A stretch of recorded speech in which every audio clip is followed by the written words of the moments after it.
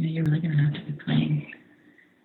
Are you better to have this on that side, or are you okay here? Like when you're typing, is it best to be when you see your computer? All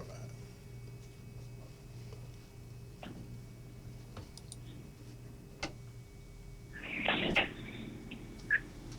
And we're live.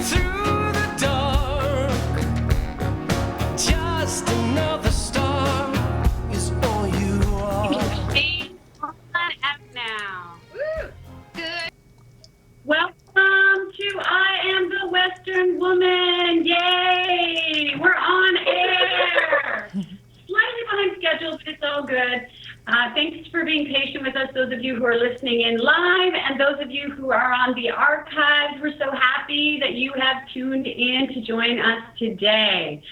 This is our second collaborative little adventure here with RMC Media Center, so we're super grateful to them for bringing this all together and all the work that they're doing in studio to make this happen. So, yay! We're again bi-coastal. Here we are in London, Ontario, Canada, and the guest of ours who you are about to meet today is there in our studio in Los Angeles, where we probably have very similar weather right now. Yes, we do.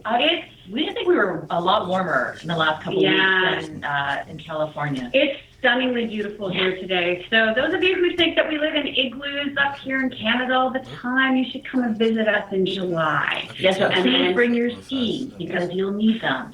Okay, I'm sorry. I grew up in Niagara Falls, and we used to deal with all the tourists that used to come. You're perpetuating the Well, what everyone thinks. Catherine there, eh? Like she used to be telling you there that they do skiing up there and igloos up here now, eh? Our guest today certainly knows what it's like to be in Canada because she's also Canadian, even though she's joining us from Los Angeles over on the sunny West Coast. We got a homegirl in the studio today, which is super exciting. So having said that, we've let the cat out of the bag already about our guest. So enough banter for today because we do really want to get into this with Catherine. So where to even begin with the guest that we have joining us today? I met Catherine through a mutual friend of ours who is another wonderful friend in Denver, American down in Denver doing lots of tennis playing. And it's funny how people who kind of move in the same circles end up meeting people who move in the same circles. And so Catherine met Jeff, and Catherine is also not in the tennis game, but in another game called the Olympics. Only the Olympics? Only the Olympics. No big deal. Only the Olympics. And I had the immense pleasure to communicate with Catherine for quite an amount of time, actually, before we actually met in person one day when she was in Toronto and I was in Toronto, and the stars aligned and our universe collided, and we've just been like sisters ever since.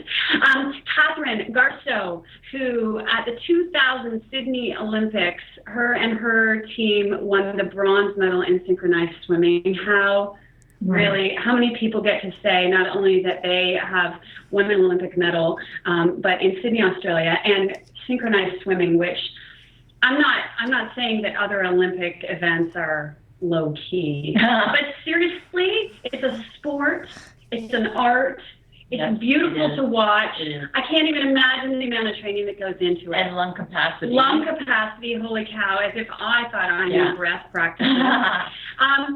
And going off of that, Catherine's time in the water has also made her a profound and passionate activist for all things water issue, getting chlorine out of the pools, or at least stabilizing the pool environments for people. So we're going to talk a little bit about that today, as well as her Olympic ventures. And she's an author. She's written a book, and that's a whole different story. Everything tied in all together, but a book about her courage and just the way that her life kind of took a really quick turn, literally, almost a drop off a cliff, if we could say that.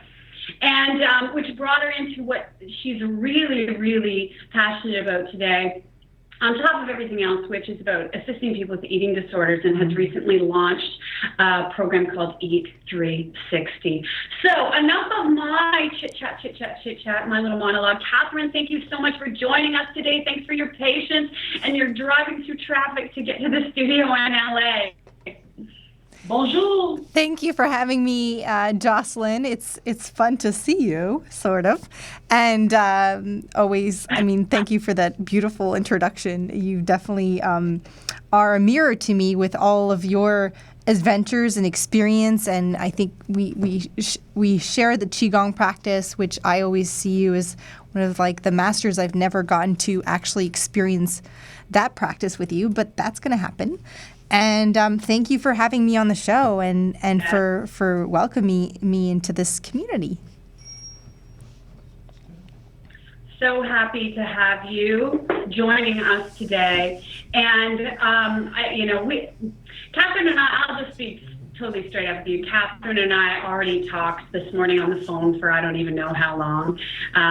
This is our second, we've actually talked a few times on the phone today, but we had a good long chat this morning. And so this is our second chit chat about the things that we're bringing up today.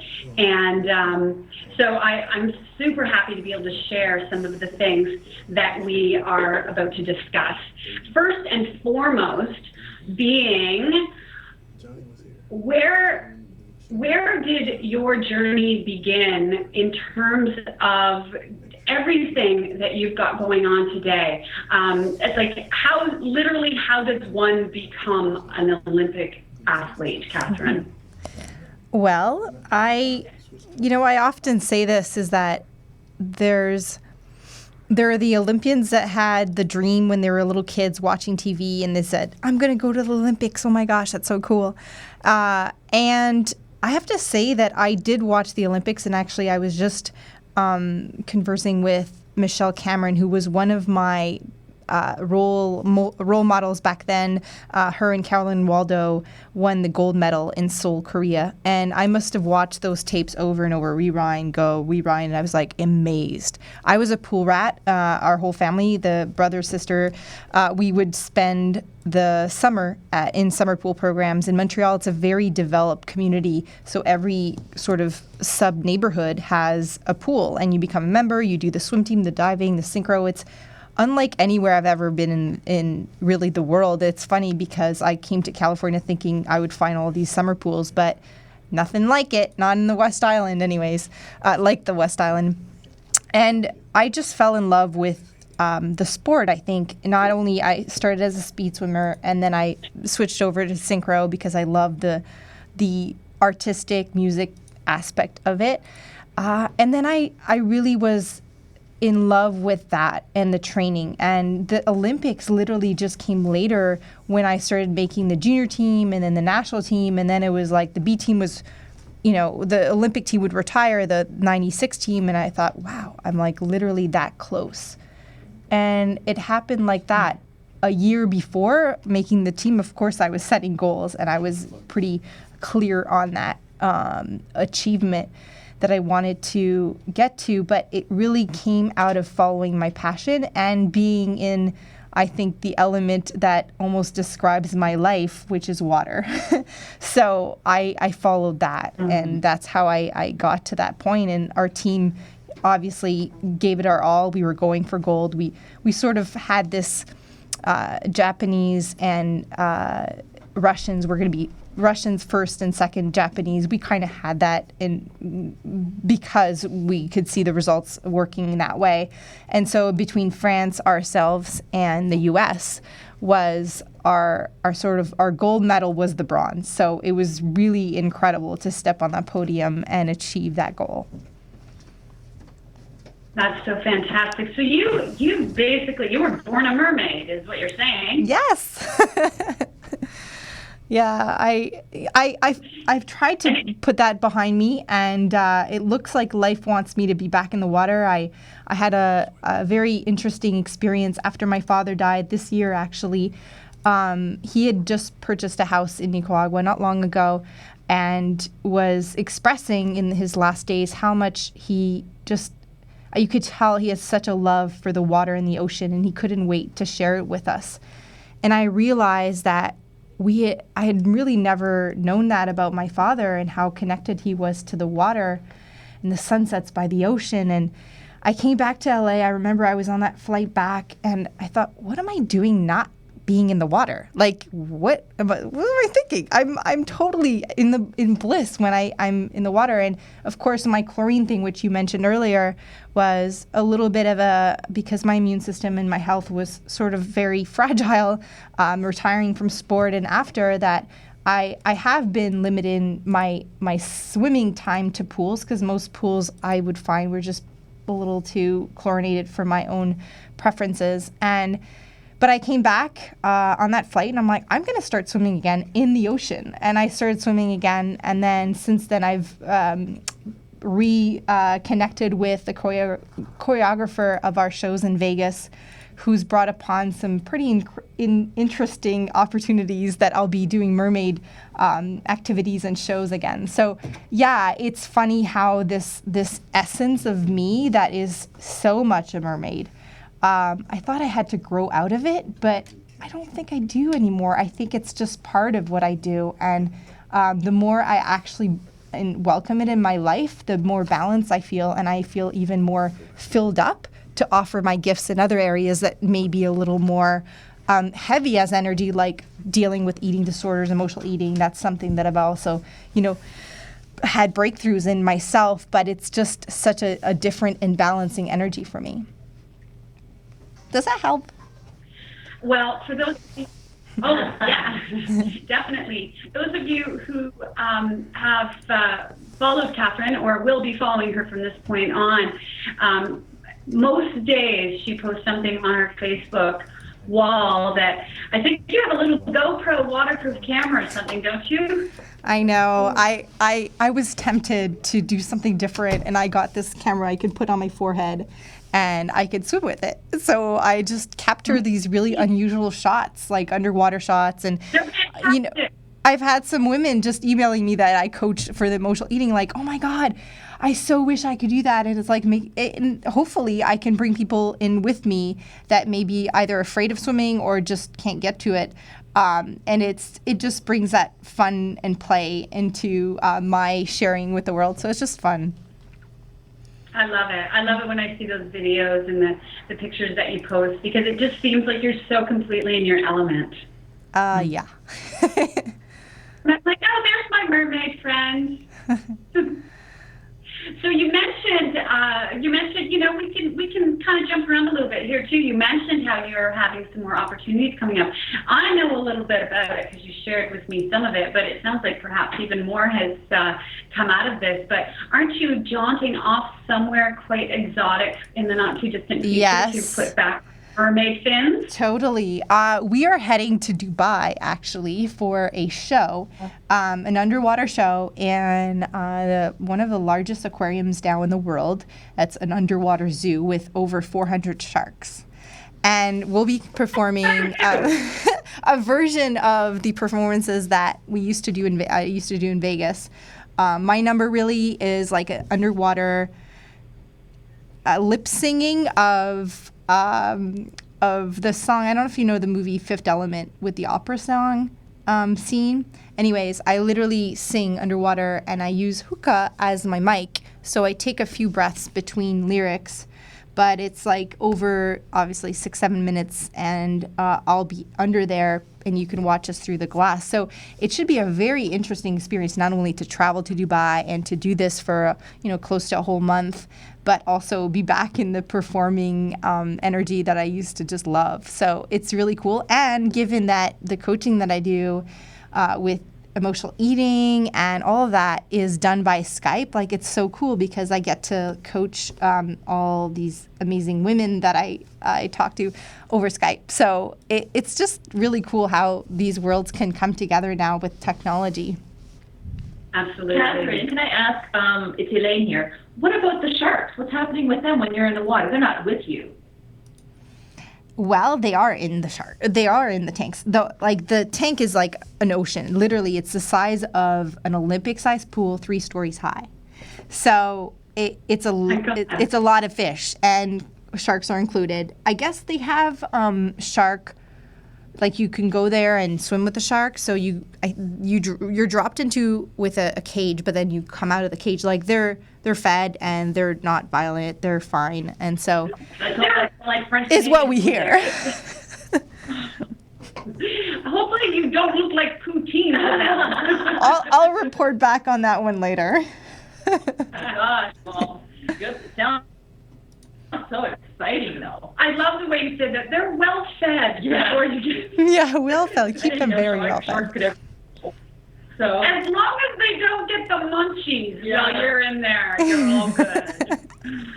Oh, it's so amazing. It's so, like, who grows up and goes, I think when I grow up, I think maybe I'm going to be a mermaid and I'm going to be in a 3-story Olympic-sized pool swimming with sharks with a hookah as a microphone and singing opera. It sounds like Jefferson Airplane songs. It's so bizarre that you'd have to really. Well, you even be able to come up with that, you might have to be a little high on something. Yes, exactly what I was getting at. Or to swim with 400 sharks, I think you must be have to be smoking a little something. My God, you must have a lot of courage and a lot of confidence in these sharks. That's awesome. I guess any water-related activities doesn't really scare me. Actually, I have not really done water ski, so maybe that's something I could do in another indoor mall in Dubai. I don't know if they have that. They have skiing, I know, but who knows? Amazing. And you also mentioned, as we brought this up too, that you are counseling women with emotional eating, and this is part of this program that you've just recently launched, Eat 360. But tell us a little bit about where that came from too, Catherine. I know I have friends who work in the film industry and friends who are athletes and so on, and I get the sense that eating disorders are a lot more prevalent than the general public is led to believe, or that we even have an awareness of. Yeah, I think there's this interesting spectrum of eating disorders. And I say we because I partnered with a friend and expert in psychology of eating, Johnny Blackburn, and we created this program called Eat 360 because I was going back and forth when I was going through my healing, and we were comparing notes. He was working in an eating disorder center as a nutritionist, and I definitely did not get the results from, let's say, talk therapy or even just nutritional balancing with, let's say, supplements and balancing out the gut-brain connection that I knew was really important. Yet I was determined to get better. I often say, why was it harder to overcome an eating disorder than to win an Olympic medal? Because it really was. So I was like, that doesn't make sense. I'm super committed. I'm a very aware person. Like the minute I saw my dysfunctions, I would go for help. It's not like I was in resistance of that, but obviously part of me was. And so I started looking and seeking and gathering and interviewing experts. And what I realized is that, one, there's a lot of shame and guilt associated with anything that is labeled as an eating disorder. And so there's a lack of almost maybe the right expert showing up at the right time because you don't want to face it or you don't want to make it public. It's kind of like going for help makes it real. So there's that there's that issue. And so we wanted to maybe frame it differently. Emotional eating, some people don't really realize, but a lot of what we do has a spark of emotionality in it. Even if there's a lot of, right? Most of what we do. Yeah. Exactly. And even if there's a chemistry imbalance and, you know, food sensitivities and a lot of the things that we actually do address in E360 that I've had to address myself, we also get down to the root cause, and that's why we called it EAT. But we reframed it a little differently, called emotional awareness training.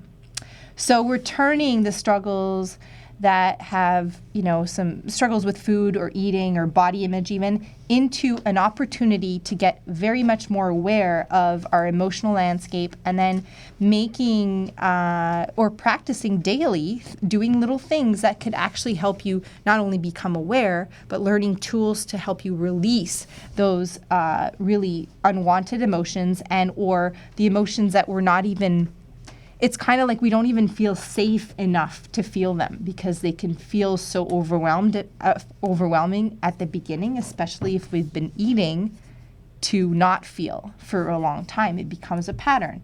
And so getting the overwhelm of feeling something like I failed my whole life at losing weight is a heavy thing to do. And it's nice to have support and someone that's been there to actually like hold your hand and like make it okay that you're feeling that. And so I don't know if that resonates with you. I know we've had many conversations, Jocelyn, and I've always said, wow, your life is like so free. It feels like you don't really have to work as hard as I have had to work. And that's what's really beautiful about our relationship is that I can draw strength from the lightness that you bring to the world, I think, and the ability to just be at a high awareness and a very fun and play energy part of that. That some of us who have had fun and play. No way. Some of us who have been through maybe more of a learning experience that comes from trials and error, it's sometimes really important to have someone to guide you like you, or that's someone like me who understands the depth of shame or guilt or desperation or frustration, like, all right, I've done it all, please, like, can I see the results? So whatever the emotions are, I think I felt them all. So it's nice to now be on the other side and be able to connect with the person who's seeking that help from a perspective of like, oh, totally get it, and here's what I think could help. So can you give a couple examples of the tools that you might use to help with this? Absolutely. One of my primary tools is EFT. It's called Emotional Freedom Techniques. You might have heard it. It's getting popular because Nick Ortner wrote a book called Tapping Solution. Yeah. It's actually the work. I saw him a couple weeks ago at the Hay House in Toronto. Yes. Yeah, I Can Do It. He did a seminar. Yes. Yeah. And it's actually really cool because he's going to be, the book will be translated by my French publisher in Montreal called Dauphin Blanc. So hopefully I can help bring this amazing tool to the Montreal market as well because it's just needed.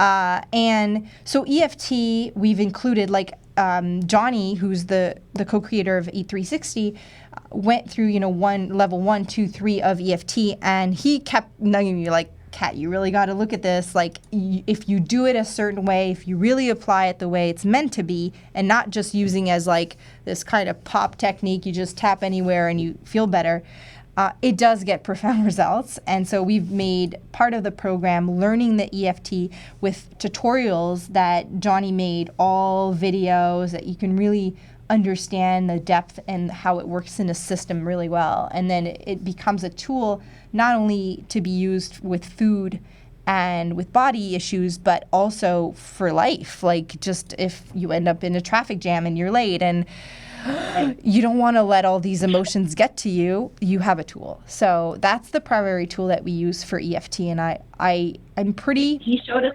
Yes? Sorry, he showed us some examples he had, I don't know, thousands of people tapping in the audience when he was there, and it was quite interesting, I have to say. And that's been around for a long time, but it's really, I think, Jocelyn, as you were posting on your TV show, it's New Age to Main Page.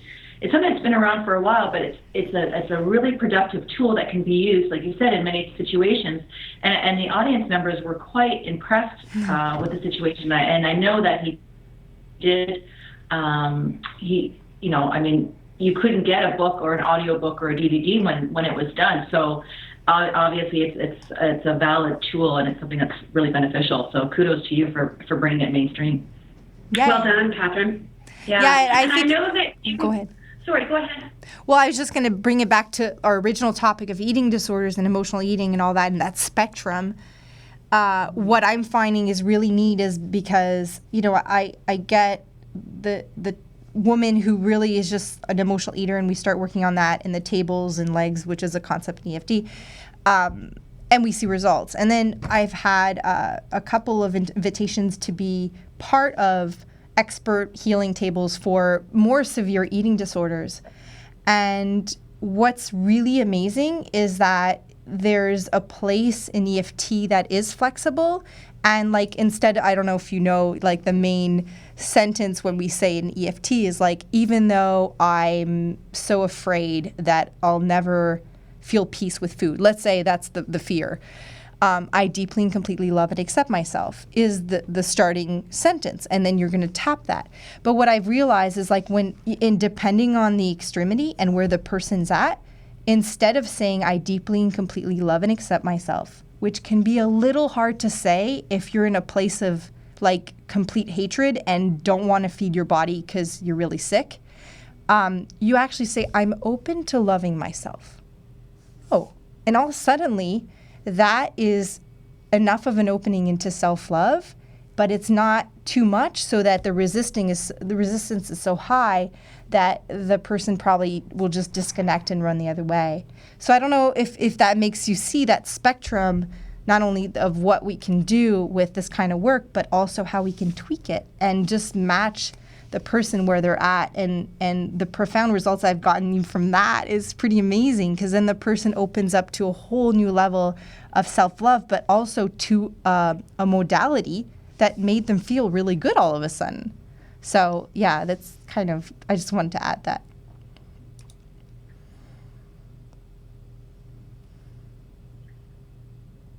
We're cutting out a little bit here. Can you hear us okay? Yep. So, okay, cool. Just want to make sure at this end we were cutting out just a little bit. So. Looks like we're back, though. I wanted to just, touch on some of what you said, which I think a lot of the therapies that are out there that are a little bit more well-known, like in terms of talk therapy or, psychotherapy, that it's really about, what's bothering you right now and getting to the root of it in a kind of a long and drawn-out way. Whereas the things that you and I are using as tools, including EFT and some other, access consciousness tools, and just the way that we live, is about just, here's what it is, how about we just let it go, right? Just to bring it up to the forefront, see it and go, oh, that's what's been bothering me this whole time. And then almost tap, done. And for a long time, this has been something that, people are, oh no, you have to be able to delve in and you have to feel it and you have to this, as opposed to just being able to let it go. And it's kind of like that, the concept of, okay, well, today I'm going to choose to not have this chocolate bar and just walk away from the chocolate bar, and make that your empowered choice, as opposed to feeling you're at the mercy of something and then you're depriving yourself. It sounds like these tools with EFT and the emotional eating program that you are offering up here are exactly that.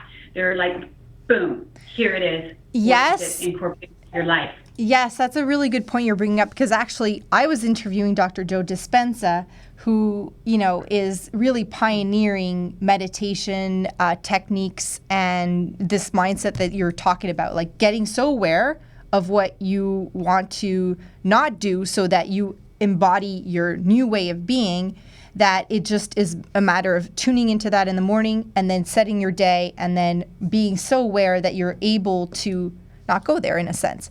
That said, Gary Craig, the founder of EFT, would say, well, we need to go to the root cause and release the initial initial event and emotion that got jammed in your body emotionally and continues to cause this low-grade anxiety. He says addictions are low-grade anxiety that hasn't been resolved. And to my experience, that part was needed because I did have some traumatic things that were stuck. No matter how much I chose, I'm not going to eat the chocolate. Well, I found myself eat the chocolate. It's like, what? What happened to my willpower?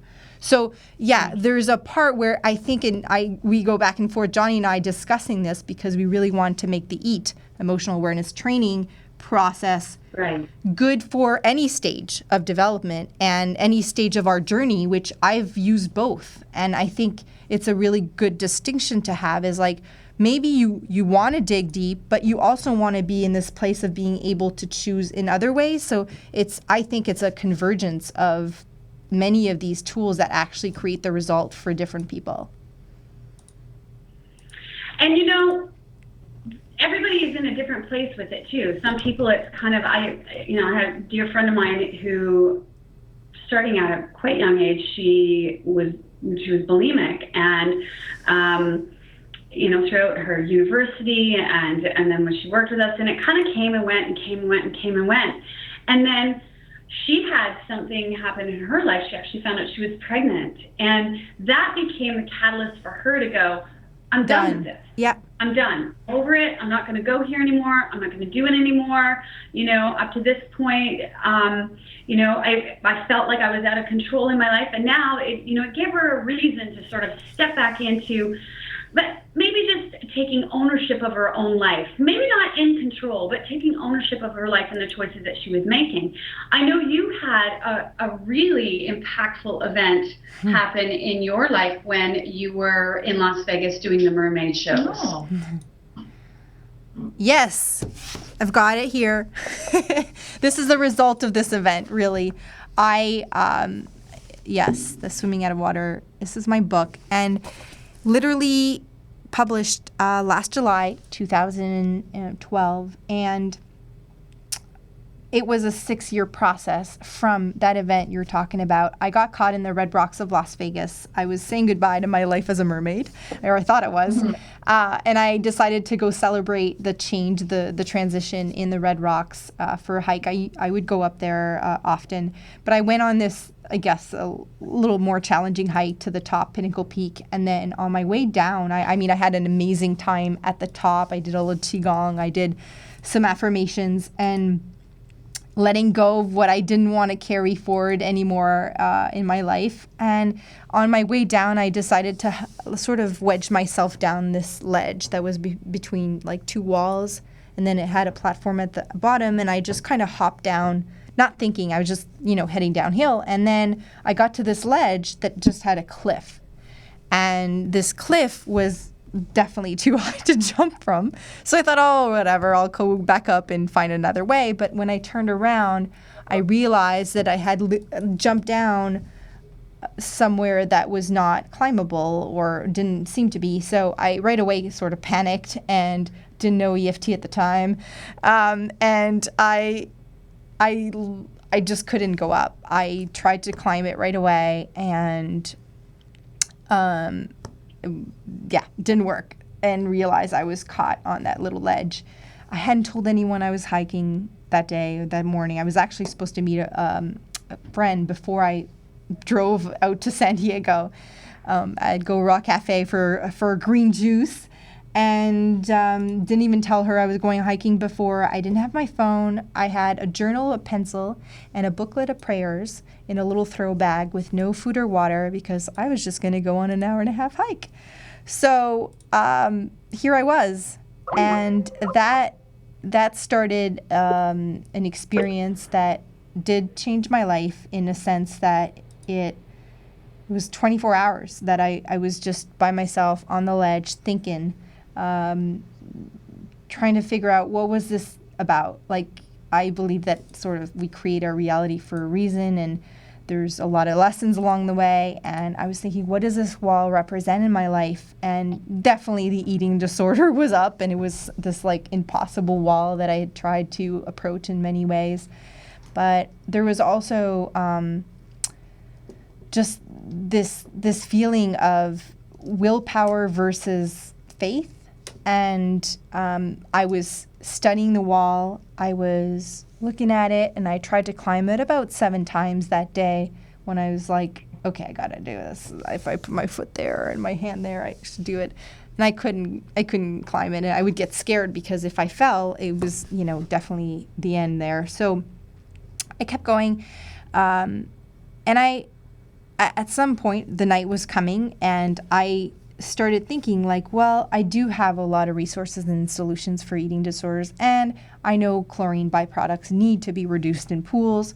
What if I started sharing my story a little more? What if I was moving for a job I had gotten in, like sort of investment, entrepreneur kind of support for another company, and I felt like that was just a temporary something, in that all of a sudden, being on this ledge, I had something bigger to contribute to the world. And I'm going to write a book, I thought. So I started outlining a book in my journal right there on the ledge, and it started coming to me. So I wrote, and what if I shared this and shared that? And that was that. Then the sun set, and I got a little scary. I had to tuck myself in my t-shirt because it got pretty cold, and I did some prayer. I've never had, before that, I was raised Catholic, but then I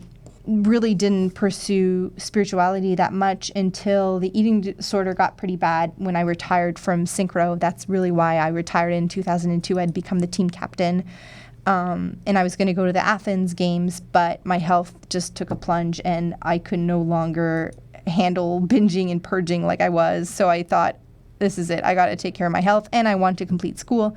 So I retired, and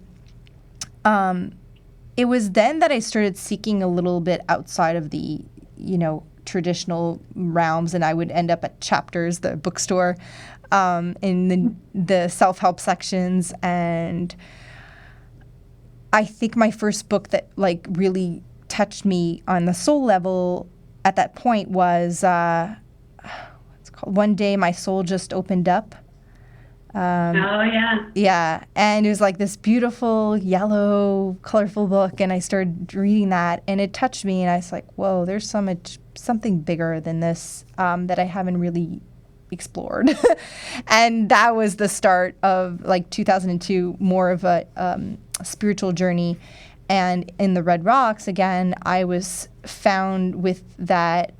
I think that it was a decision. It was like, okay, I've used willpower to try to get up that wall, and it's definitely not getting me anywhere.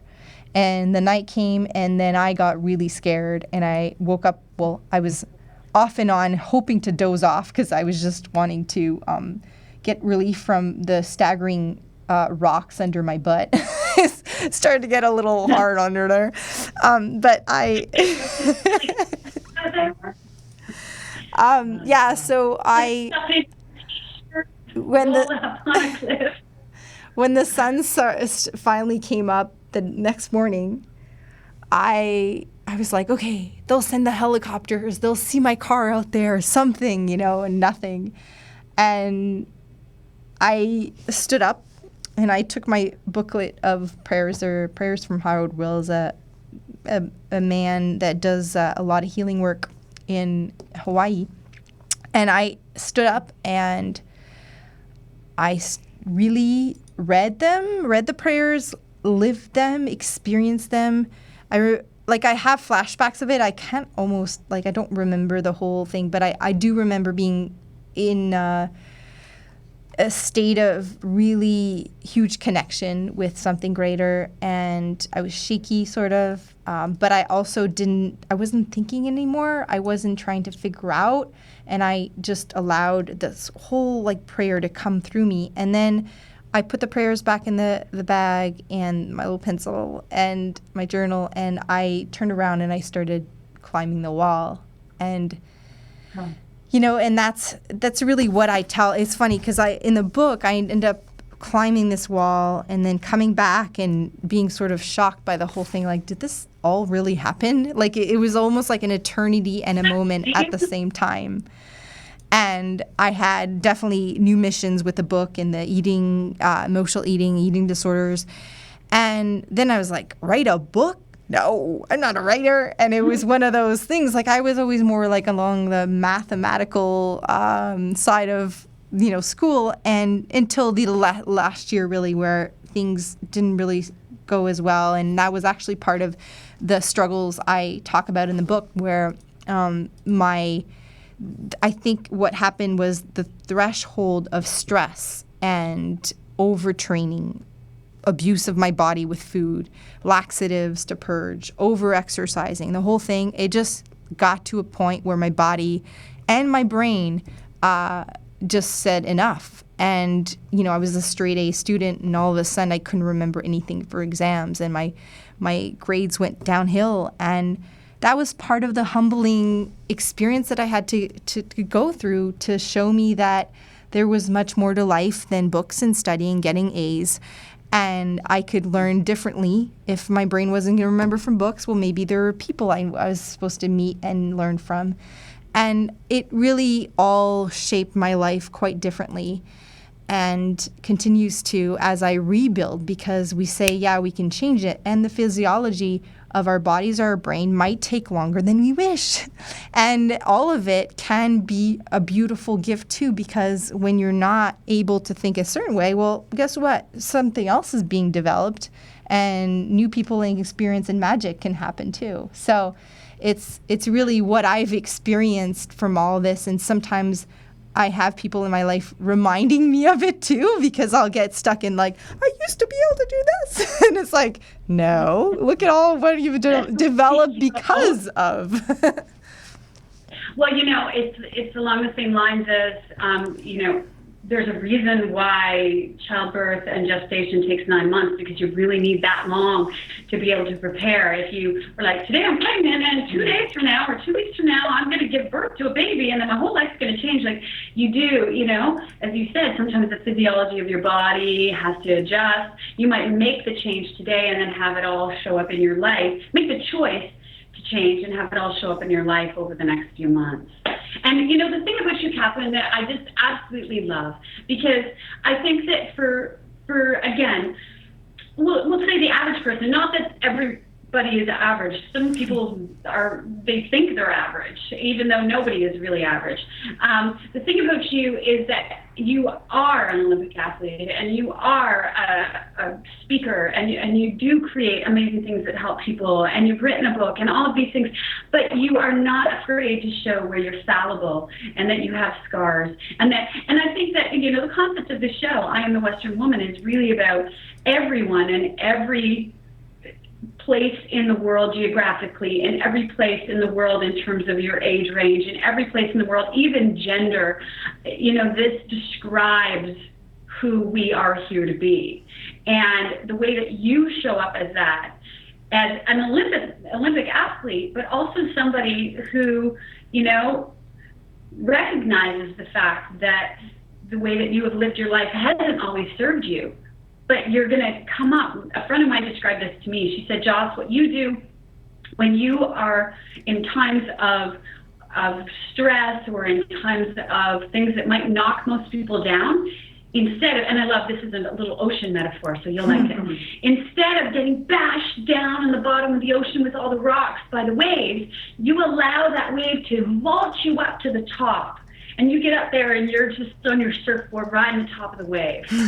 And I can't explain why that's the way that works for me. All I can do is thank someone, universe, whatever you want to call it. That is the way that it shows up in my life, and I love that you also embrace that, and you brush off the sand, and you come back to the top, and you step in, and you are a Western woman.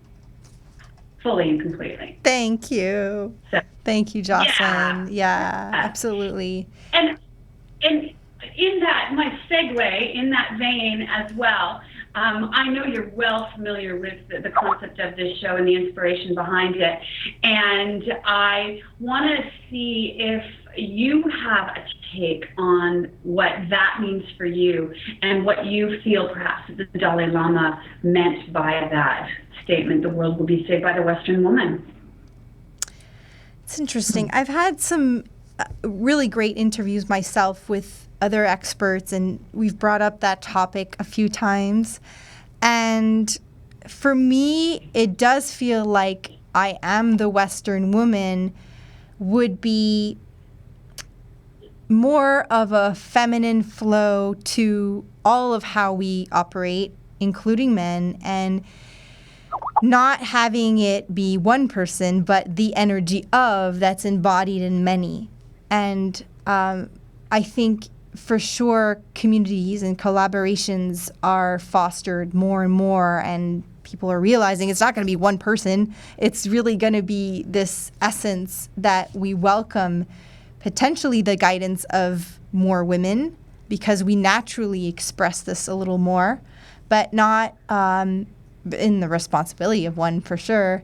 And so I feel like there's some really incredible women leaders right now that I look up to a lot, and I'm seeing how some of them might not even know each other or know of them or a little bit, but it's really starting to express this more collaborative and caring ability for leadership and for businesses. And I love it. I love seeing it all. And I feel like for me, I'm just learning behind a little bit and leading my little things. And I'm stepping up to that plate more and more as I embrace the confidence that I put aside a lot. Like you're talking about, like, you're like, thank you for giving me this gift, whoever it was. And I'm like, I wonder why I chose not to experience it for a while. And so it's like that different kind of emerging, I think, and having the ability to be in the receiving of whatever is showing up, and then choosing, like you're saying, to bounce off. And the metaphors of water, mermaids and all that, there's a reason why they're out there, and they're making like New York Post, New York Best Times articles, and you see it everywhere. I've mentioned actually the mermaid thing to many people, and it's stunning. Like people are like, oh my God, I see mermaids everywhere. And it's like, really? Okay, that's interesting. So it's something I think that has to do with what you're talking about. The I am the Western woman is like, interesting. Is this something that's re-emerging, or is this something really new? What do you think, Jocelyn?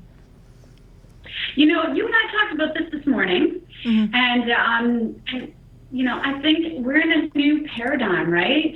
There's always, how long ago? I remember, oh my goodness, I know where I lived at the time, and I moved away from there when my son Sawyer, so 15 years ago, when he was about 2 or 3, and I remember when you went onto the internet and you had to listen to that sound for however long, and then finally would come up and you'd be like, oh God, okay, and, you know, and so there was a time when the internet was new, you know, and then there was a time do any of us remember BS before Facebook? Right? Before Facebook, before social media. What was the other one called? Isn't this terrible?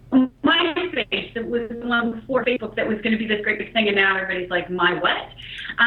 So all of these things, these social media things, and whatever's coming next, you know, new paradigm.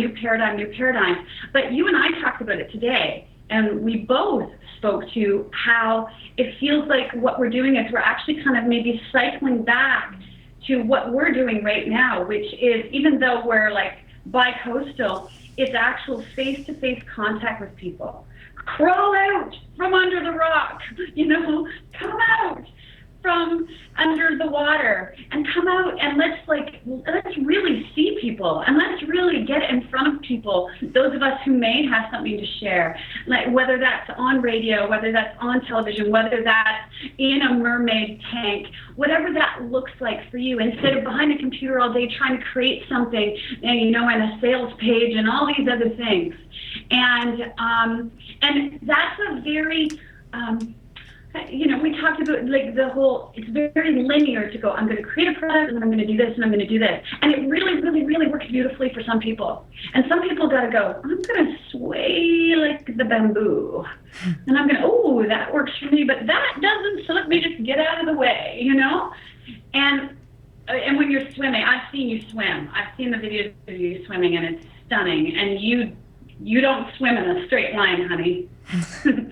So I know, and actually you bring up the way you bring up the very point. It's a metaphor for your life. Yeah, you bring up the very point we were discussing, like how is it that we share something that's really needed and important in the world. And just with this E360 release of this program online, it's really interesting to see, one, the feedback that comes back to me. Some are so impressed. They're like, therapists that have just been snooping around to see what we're doing and just tell us, okay, we're not going to buy because we're just, we're learning, but we actually are therapists. And then other people who are just more interested but still afraid, or is it the right thing for them? And is it the right model to share it online for something that brings up so much guilt and shame and whatever? So it's like finding that right tool, the right medium for the precise thing that we're trying to share with the world. And sometimes that will take trial and error. And it's like I'm starting to see it more like if I just put flyers in my city, it might not be the right way. On the online, like we're talking about, might not be the right way. So, what is the right way? And maybe it's like this: swimming and finding the right people resonate with the work when they need it, and trusting in divine timing for sure. Awesome, Catherine. People can reach you at CatherineGarceau.com. Yes. Yes, absolutely. And the E360 program is e360program.com. Yep. Fantastic. And hey, let's charter a plane to Dubai. Catherine swimming with the shark. Wear your head camera. I'm so praying that they let me wear that camera in the tank. I really hope so that I can start showing the inside out with the sharks. That'd be beautiful. Catherine, thank you so much for playing with us today. And I know you and I will talk soon. And in the not too distant future, I'll look forward to swimming in the ocean with you. You're doing amazing and wonderful things in the world, and I just can't wait to see how everything continues to expand and explode wide open. You're a tsunami, honey. Yay! Thank you. And I appreciate it, tsunami. Thank you, Jocelyn. And I know the information about your activism with chlorination is on your website, so people can check into that. Very important. And yeah, thank you if so you much. want the Swimming Out of Water is on Amazon, the best way to get it right now. And I may have an updated, uncensored version coming out soon. Just maybe. And there's also French Swimming Out of Water. Yes. Say the name of the title. Nager hors de l'eau. Nager hors de l'eau. That's available and on Amazon too, and then in Quebec in bookstores. In France. Beautiful. Thank you so much, Catherine. Thank you. I will see you soon in real time. Yes. Thank you. And thank you to Roscoe Media and all of your working out of technical bugs and people who are listening in on the archives right now. We're so grateful to have you here and look forward to you joining us on our next live. Yes, thank you for listening, everyone.